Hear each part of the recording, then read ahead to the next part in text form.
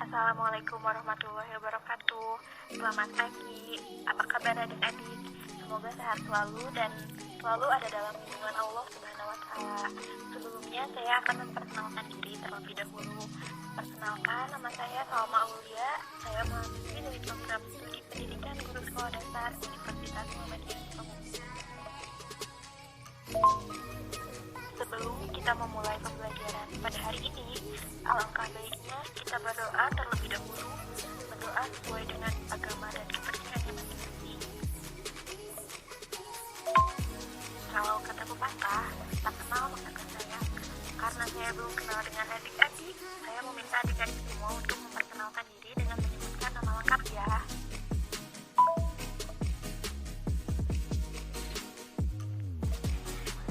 Assalamualaikum, nama saya Fabian Naka Pangestu dari kelas 4D. Terima kasih Fabian. Yang belum memperkenalkan diri ditunggu ya. Assalamualaikum warahmatullahi wabarakatuh. Nama saya Konita Luciana Sylviani dari kelas 4D.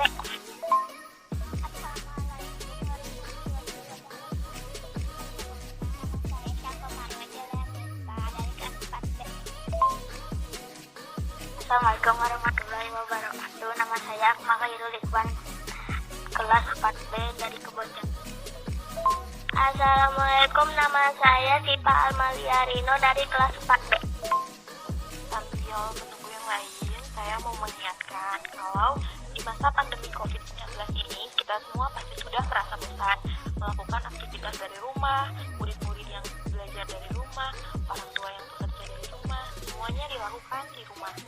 Kita semua pasti merindukan aktivitas seperti semula, belajar di sekolah, bertemu guru, dan teman-teman. Apalagi waktu istirahat yang sangat ditunggu-tunggu. Tapi belajar dari rumah itu jangan dijadikan sebagai penghalang untuk tetap belajar walaupun suasananya berbeda. Kita harus tetap menuntut ilmu meskipun dengan cara yang berbeda, karena kehidupan akan tetap berlanjut. COVID-19 ini bukan virus yang main-main. Adik-adik, kita harus tetap waspada, jaga kesehatan, jaga kebersihan, dan menaati protokol kesehatan yang ada ditetapkan.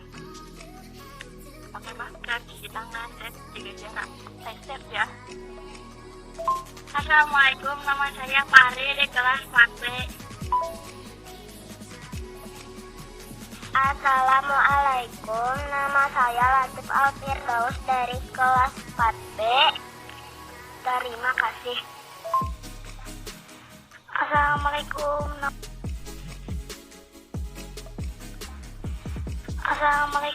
nama saya Akar Ramadan Pratama.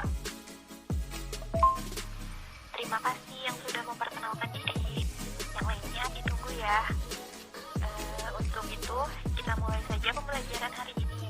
Tema pembelajaran hari ini yaitu berbagai pekerjaan. Assalamualaikum warahmatullahi wabarakatuh. Nama saya Agni Azhar Haikal dari kelas 4B. Terima kasih. Baik, saya sekarang akan mengirim video mengenai pekerjaan di sekitar perkebunan teh. Silahkan disimak ya, dan tonton hingga selesai.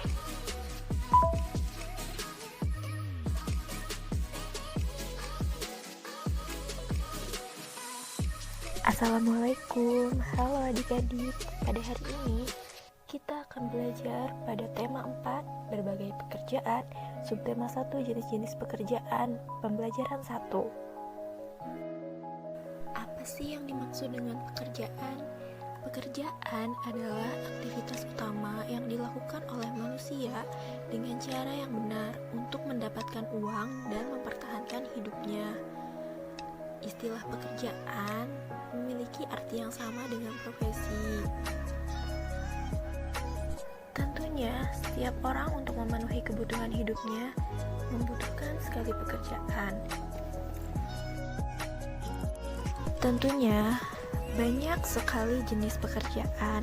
Salah satunya adalah pekerjaan di sekitar perkebunan teh.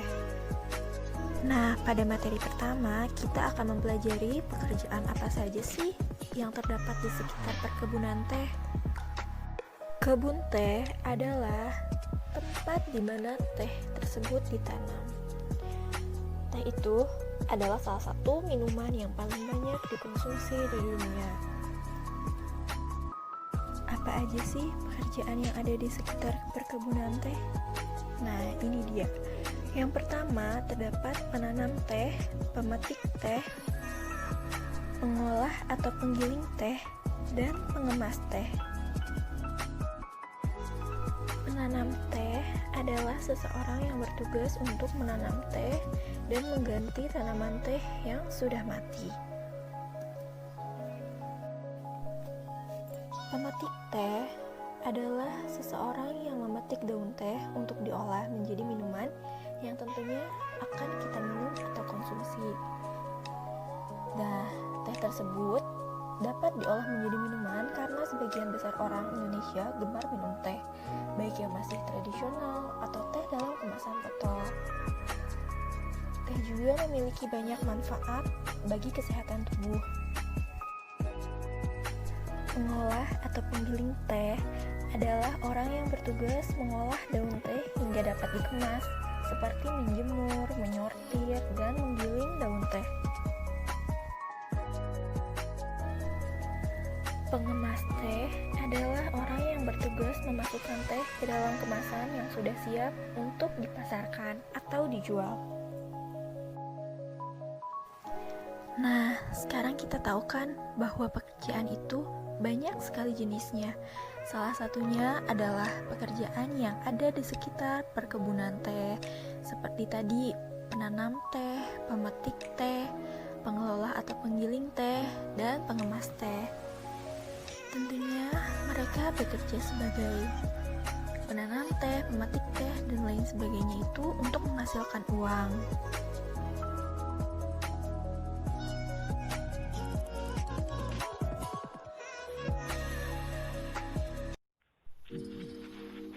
Sudah disimakkan videonya? Apakah sudah paham dengan materinya? Jadi, terdapat berbagai jenis pekerjaan. Salah satu di antaranya adalah pekerjaan yang terdapat di perkebunan teh. Pekerjaan yang terdapat di perkebunan teh di antaranya adalah penanam teh, pemetik teh, penggiling teh, dan pengemas teh. Baik, materi 1 sudah selesai. Untuk mempersingkat waktu, mari kita lanjut ke materi kedua. Nah, untuk materi kedua ini yaitu mengenai upaya untuk melestarikan sumber daya alam.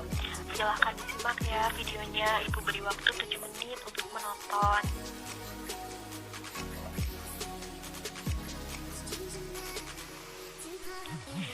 Nah, untuk materi kedua ini yaitu mengenai upaya untuk melestarikan sumber daya alam. Silahkan disimak ya videonya, Ibu beri waktu 7 menit untuk menonton.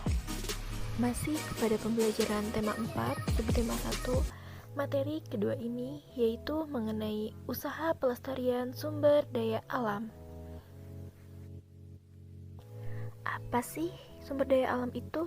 Apakah kalian tahu apa itu sumber daya alam?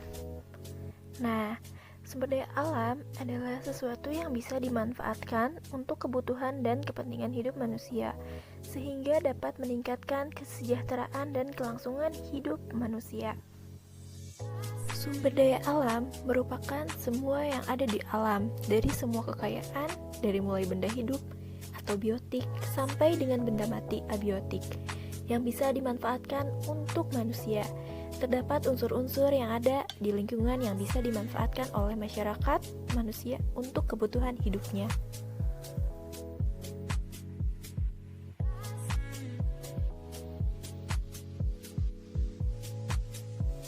Berikut jenis-jenis sumber daya alam. Berdasarkan jenisnya, terdapat sumber daya alam hayati, yaitu berasal dari makhluk hidup seperti tumbuhan, hewan, mikroorganisme.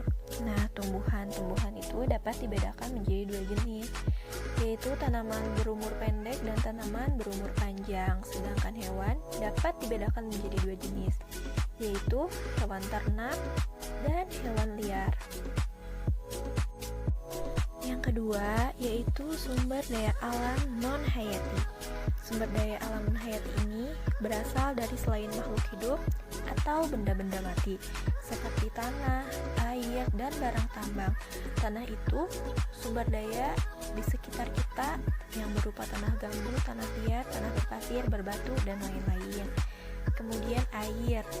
Negara Indonesia disebut dengan negara maritim karena sebagian besar wilayahnya berupa lautan atau perairan. Dan barang tambang. Barang tambang adalah sumber daya alam yang ada di perut bumi. Berdasarkan manfaatnya, sumber daya alam dibagi menjadi beberapa. Yang pertama, sumber daya alam menghasilkan bahan baku untuk kebutuhan hidup manusia, seperti hutan, laut, dan tanah.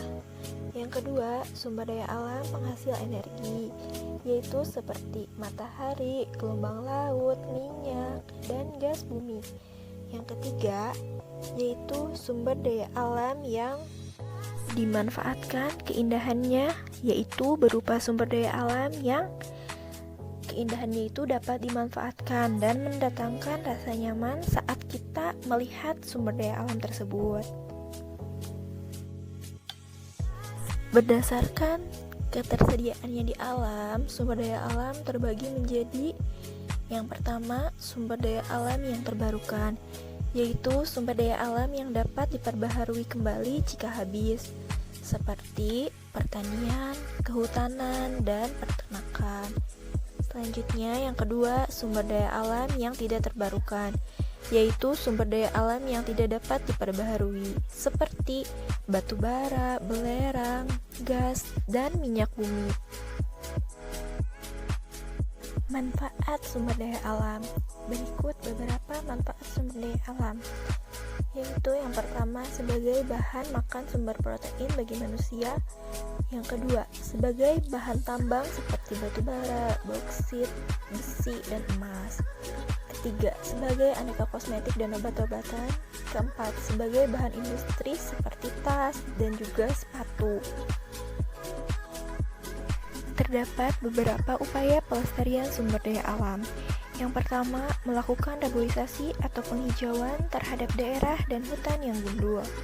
Kedua, mengurangi pencemaran udara seperti menggunakan kendaraan umum atau menanam serta memperbanyak jalur hijau. Yang ketiga, mencegah terjadinya pencemaran air dapat dilakukan dengan tidak membuang sampah sembarangan atau limbah industri ke sungai. Keempat, melakukan daur ulang atau recycling.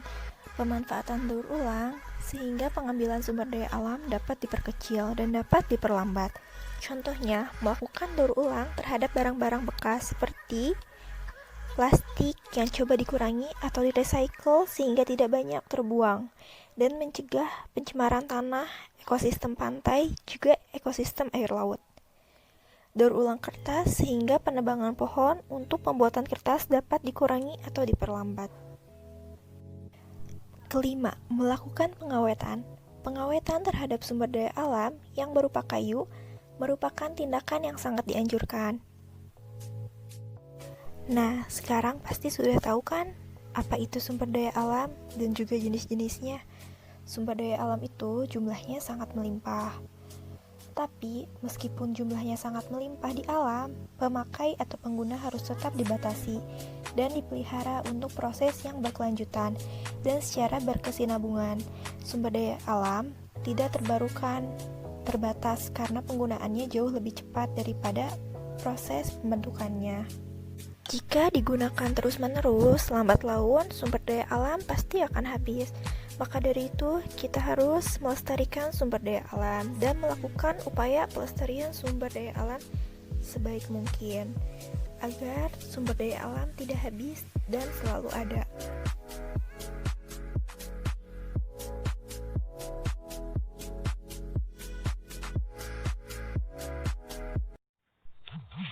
Nah, untuk materi kedua ini yaitu mengenai upaya untuk melestarikan sumber daya alam. Silahkan disimak ya videonya, Ibu beri waktu 7 menit untuk menonton. Assalamualaikum warahmatullahi wabarakatuh. Ini nama saya Muhammad Raditya Istighfal dari kelas 4B.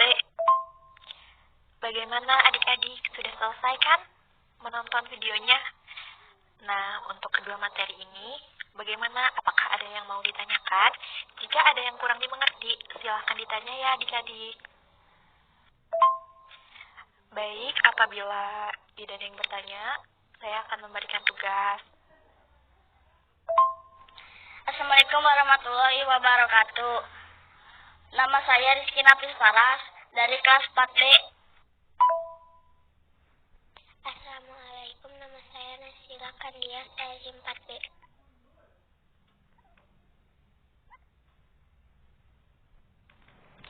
Baik, dicukupkan untuk pembelajaran kali ini. Jangan lupa menjaga kelestarian sumber daya alam. Dan mungkin cukup itu saja yang bisa saya sampaikan. Mohon maaf apabila terdapat kesalahan.